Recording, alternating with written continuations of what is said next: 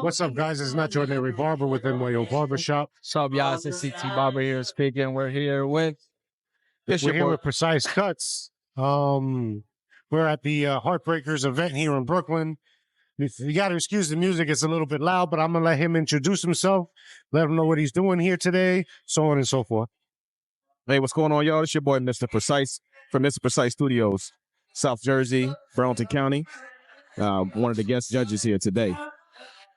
Hi, man. So tell everybody, you're gonna be judging here. Is this your first time judging? No, it's not actually my first time judging. It's about third or fourth time judging now. We talked off camera. You know, I've been competing for years. Been in 20 years in the game. Now doors are opening for me to be able to be on the other side of the fence and be able to judge. So that's really where I like to be anyway. So it's been good. Do you like competing or judging better? I have a soft spot in my heart, you know, to compete. You know, competing it just gets your blood flowing and makes me understand whether or not these still work. You know what I mean? And yeah, to be able to do that, you know, there's nothing like it. But to be able to judge and be this far in my career, be on this side, to be able to take part in, you know, people winning and people being able to celebrate and seeing the work that they put in and being able to be on this side is more rewarding, I'd say, than it is even competing. How do you handle the people complaining about that they didn't win and this and that? Well, what I got to tell them, I said, you know, just because you compete don't mean that you're going to win. And a lot of times it has nothing to do with your skill. You know, yeah, that plays a factor. And yeah, they're going to look at the finished product. But it's going to, you know, there's things like, you know, cleanliness, sanitation. There's things like execution, your technique. Do you have, you know, is your client properly draped? You know, when they're done, is a hair on their neck, you know? And sometimes, you know, unfortunately, it is political. You know what I mean? Sometimes somebody, it may not be they don't like you, but they really like someone else. So, you know, you got to take all that into consideration. Now, as a judge, what do you look for in particular? I'm looking for sanitation. I think that's one of the most important things. You want to be clean with what you do. I'm looking at the difficulty, the technique that you implement, you know, while you're cutting, the cleanliness of the fade, you know, the crispness of the lines without enhancement. If there's an enhancement category, I'm looking before you put it on there. I want to see what it looks like before you touch them, you know, so with that being said, I really want to make sure that, you know, that you're clean, that you're precise, and then at the end, that it all comes together to make sense. It's got to make sense when it's done. An overall look. Overall look, yeah. Yeah, definitely. How do you like going to all the states and going out and traveling just to judge a battle and say to compete and anything? Oh man, it's great, man. It's thrilling. It's like a rush, you know. I get to even coming up here today. I'm about an hour and a half away. You know, coming up here, you know, I'm just thinking about, you know, who's all going to show up. I had people DM me that said they're going to compete, you know, based off the flyers that, you know, that we put out, you know. So I want to see, you know, I've never seen one done like this, where there's one competition, there's one winner per category, you know. So it's really going to be some broken hearts today, but I think it's going to cause people to really step their game up. You know, whoever's coming here today, they're really going to be coming to bring it. It's like the Super Bowl, baby. You know, it's one winner. It's like shake and bake. You know what I mean? No, they really got to make everything stand out because there's no third place, there's no second place.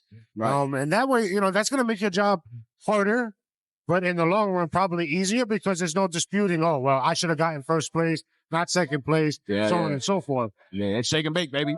Now, another question. Every battle barber has that one barber or competitive barber that they went up against that either beat them and it's like, yo, man, I got to beat this guy. There's something about him, you know, like he's always winning. I got to get at him. Who is that for you? He's actually one of my fellow judges today, Shaqzilla. Okay. My boy Shaqzilla, you know what I mean? We've been had like an unspoken feud. He probably don't even know about it, but I'm just gonna say it. You know, that we've been going back and forth. Now he win, I win. He win, I win. There've been a couple of them where it's like I was knocked off of third place. He got third place. I was just like, damn. But you know what? It's all love. It's all you know. I don't leave any competitions. You know what I mean? I've competed. You know, probably 20 times. You know what I mean? I'm about a 12, 13 trophies. You know what I mean? So out of those 7, there's times where I didn't place at all. And I feel like I put it all on the line, but I just, you know, the better man won that day. You know, you got to take. What's your category? What is the competition that you go into all the time? My signature is fade and beard. You know, fade and beard is definitely the one that stands out for me. 100%. And the hardest, or yeah, all right. Besides Connecticut, does everybody know that that's like the Super Bowl? Right. But aside from Connecticut, what was the craziest competition you ever went to?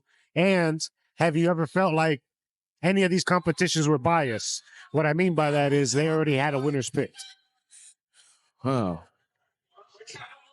Well, I will say to answer that last question, 100%. Yes. You know what I mean? Like I said, sometimes, you have these judges that aren't forthright, and I think that, should be maybe a level of screening that goes between some of these. Do I know any of these competitors, and will that judge or sway my position as a judge?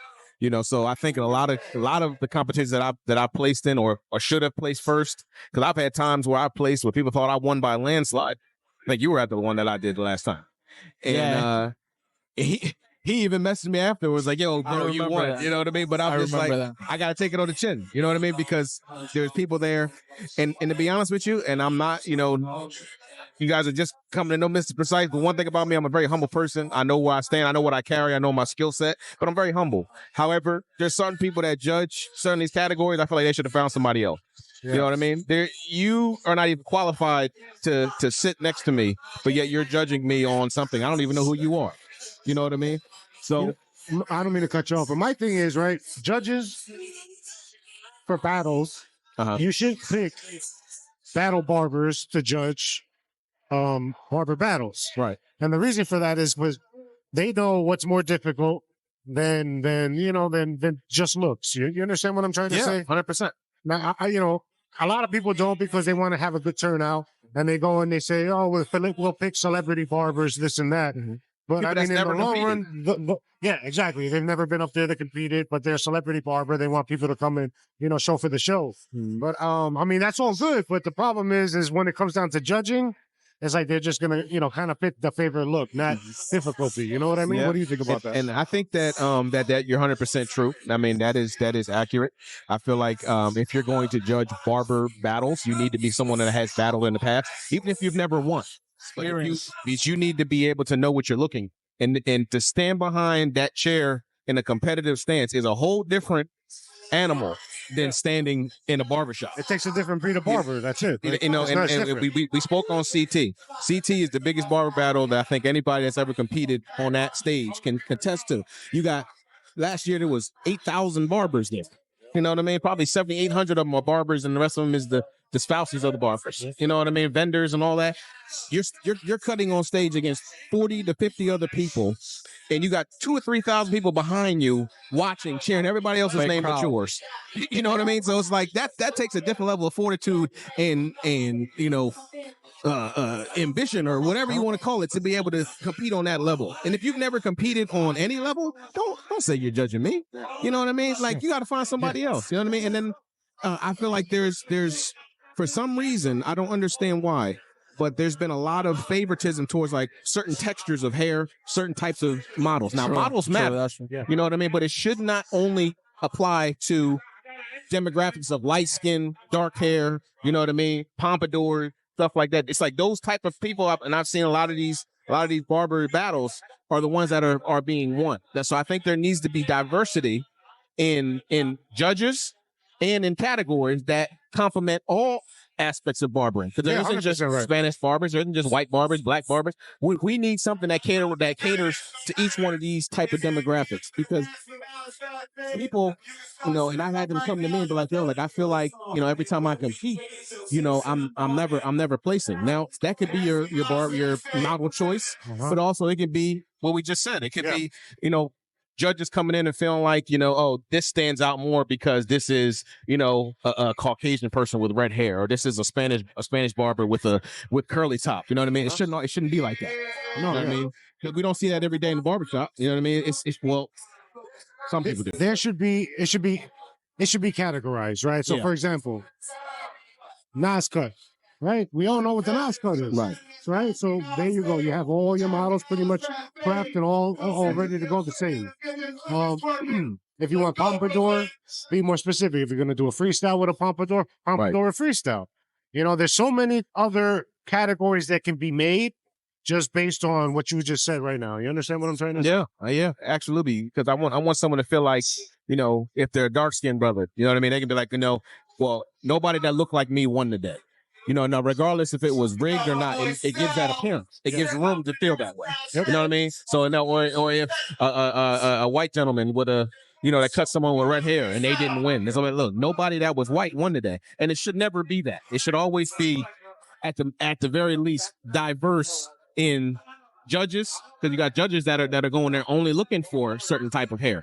You know, and even if this haircut is clean, but he's dark skinned, you're looking at the guy who got the light skin because it just stands out more. Now it does. Yes. Now that matters. You know what I mean? But you need to take into account that what is this haircut that he was able to execute on this brother with dark skin? What was he able to execute on this brother with red hair? You know, or this Asian guy? You know what I mean? Because you don't see many people compete with Asians. You know what I mean? You know, and to be honest, man, Asian. That's the hardest hair to cut. It's the hardest hair to cut. You know. So once again, it goes back to what we were talking about: how you got to take everything into consideration and not necessarily just go based on look. You know what I mean? Yeah. Yeah. Which one is your favorite out of all competitions? What? That's one more time. Which one is your favorite competition of all tri-state area, or have you ever been? CT by far. CT, have you ever been to the West, like to compete? No, this year I'm gonna go to Vegas. I'm gonna check out Vegas. You know, I'm trying to see if I can judge that one. If I can't judge, I'm gonna compete in that one. To see if I still got it. You know what I mean? But yeah, man, CT is just nothing I've ever seen like that. Seeing so many people in that convention center, you know, you talk about 4,000 or 5,000 barbers all together, and it's always love. You know what I mean? The people get upset afterwards, but I mean, that's, you know, people won't be upset today. You know what I mean? But yeah, CT. Now, we've never been to the Vegas one. This year, we were talking about going. I believe it's in August, right? Yeah, August, September, something like that. So we were talking about going to Vegas. We go to CT. Yeah. We've been to CT, the past 4 years, I think it is. Yeah. You know, that was actually my first time I ever competed was in Connecticut. I never did it before in my life, and I didn't think it was going to be that big. They took me, they put me right in front. Surprise. Right in front. And there's like thousands of people looking at me. My hands like is going like this. You know, and I was just like, what the hell did I get myself into? I had a bad experience, but whatever. You know what I mean? Yeah. At the end of the day, it was a learning experience. Yeah. You know, I still haven't won anything in CT. So that's like I think one thing. Yeah. You know, if I win CT, maybe I should stop. Yeah. You know what I mean? Yeah, I still have yet to get first place in CT. I've competed 5 times in CT. First time I ever competed there, I got third. The second time, and the rest of that, I got second place. And one year I competed I always do fade and beard because you only get 20 minutes to do a whole fade and a beard. Which is crazy. And then I did the fast fade, it was like 15 minutes. And I got second in both of those. But I got second place in CT 3 years in a row. Wow. In fade and beard. You know what I mean? Wow. So I'm like, I feel like I gotta go and try to get that first. You know what I mean? So, but if I don't, you know, I just want to, I feel like, you know, part of me just feels like Ricky Bobby, you know, shake and bake, not first, you last. That's it, yeah. So it's like, if I can just get that first place, I probably would just stop after that. You know what I mean? 'Cause that's like a personal accolade that I want to have, whether it means anything or not. But to me, I feel like if I get that first place, you know what I mean? I'm like, I can probably just hang it up. You know what I mean? How many trophies you have overall? Like 12. Like 12, yeah. That's a nice amount. Yeah, I've been competing since 2010. I took a few years off, and I was in a rollback car accident. I didn't think I was ever even going to be able to cut hair or compete again. But I started, you know, right after my accident, I ended up starting competing with CT. And then, you know, the rest has been history. You know what I mean? But I've been traveling now. I just go wherever the opportunity may lead, you know? All right, now let's go back to, I had asked a question. We kind of avoided it, right? Have you ever competed and felt that at a competition, the winners are already chosen before? Yes. I won't say where, but I'll say that, yeah, I feel like even, like I said, like, even if that's not the case, if you give room for someone to perceive that, you know, at the end of the day, perception is reality to that person, right? So when you go in and then someone makes a comment to say, oh, his beard curves a little more on this side than it does on that side, and that's considered, you know what I mean? And it should be, but versus someone that has a whole line in their head when it's supposed to be a blended fade and beard, and that person ends up winning. Oh, crooked hairline. Crooked hairline, lopsided beard, stuff like that. But I'm talking about if the beard is curved a little bit more here than it is over there. Okay, in 20 minutes, 25 minutes, like, come on. Exactly. You know, so, right. that's the type of stuff that we're not gonna allow here. You know what I mean? I got to take all that in consideration. Here, it might be just as much as of a nerve wracker, or you be in a place of being anxious than being in CT, because it's either you win or you don't. You know what I mean? So I feel like here we need to really be dissecting and know what's going on. Like, I'm gonna be honest, this is the first time I've seen them. They only choosing one person, Yeah, and this is probably the first competition that I've been to where they're doing a takeover competition. You know, originally I think he wanted to do 12 minutes, but I think they changed it to 15, correct? Yeah, I think it's 15. Yeah. You know, Chris over here is going to be competing. I think it's going to be crazy. He about to go off. He already won. I'm kidding. Oh, no. Okay. I see a lot of killers here already. Yeah, it's going to be it's going to get the blood flowing today. I'm excited. I'm not even competing. One more thing, all right? What would you tell barbers that are thinking about going to competitions? What advice would you give them as far as going up on stage and performing a haircut? I would say 100% you need to do it. First off, though, you want to make sure that your foundation is tight, and choose your models wisely, because they're going to be looking at who you choose. I don't recommend coming to one of these barbers here and picking someone out the crowd that you've never cut before, because you're under time. You're on a time place to be able to give a haircut that you may do in the barbershop. It may take you 45 minutes to an hour that you may only get 30 minutes to do. And if you're not experienced and know this joker from front to back, top to bottom, if you don't know him like that, don't bring him up on stage. It's gonna be hard to do it. And then if you're just now getting into the game and you want to go out there and test the waters, there's plenty of local ones that happen every other weekend, especially in the summertime. I don't recommend going to one of these major stages because you get caught up on social media. Don't do that. Don't do that, because you might get humbled. Some of you need to be humbled, and that's okay. But that shit happened to me real quick. Yeah, I went to CT first time. I almost shit myself. I was like this the whole time. Yeah, it's real. It's real. Yeah, you know what I mean? That's and every good time advice. every time I compete at CT, I've done it 5 times. Every time that I compete in CT, I feel like, am I going to finish? Am I even going to finish this haircut? Do I even know what I'm doing? What, start doubting yourself. But it's just, what I keep telling myself, and one thing I recommend you guys tell yourself is to tell yourself while you're cutting that, do I deserve a seat at this table? No, whatever table that you may plant yourself on, do I deserve a seat at this table? And to me, I feel like I do, regardless of anything. I feel like I can put my clippers next to anybody in the game, and that's what I'm telling myself the entire time that I'm cutting. I deserve a seat at this table, and if I got to repeat that to myself a million times, I'm saying that while I'm competing, and that gives me the strength and the fortitude to keep going, even when I'm doubting myself. To be like, yo, I don't even know if I'm going to finish. Yeah, I finish. And I place most of the time. But if I don't, confidence. Yeah, but even if you don't compete, you're not always going to win. So even if you don't compete, and keep going. Keep going, keep striving, keep competing. You don't, every now and then you might, especially when you're first starting off, first couple years in the game, you're going to mess up some haircuts. That happens, right? There might come a time where you didn't bring your A game and you thought you were prepared, but you weren't. That's okay. Be prepared next time, but just keep going. Preparation, that's the key, man. Oh yeah.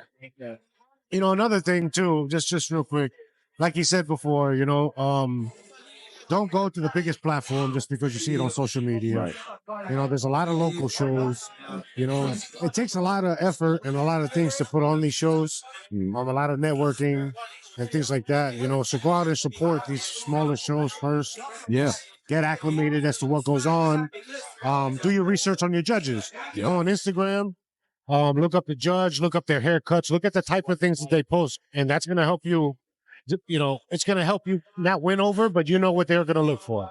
So if you have a judge that likes designs and you're going to do freestyle, he's going to be a judge on freestyle. Look at what type of designs he wants. If he likes portraits, if he likes tribals, if he likes color, do your research that way. That would be the one thing I would suggest you do. Yeah, that's good advice. That's good advice, 100%. All right, guys. But listen, we're going to get back to it. I'm going to let him go do his thing because it looks like more people are walking through. I want to say thank you for coming on the show. Don't forget to follow. What do you have it on Instagram as? Instagram is I am Mr. Precise, all one word. IAMPRECISE on Instagram and Facebook. But it was a pleasure, man. Thank you for having me. You know, Thank you it's gonna for be a sending movie us today. here with us. Oh, no doubt, man. Good luck. Do Appreciate your it. thing. All right, man. Y'all be safe. Peace. All right, now.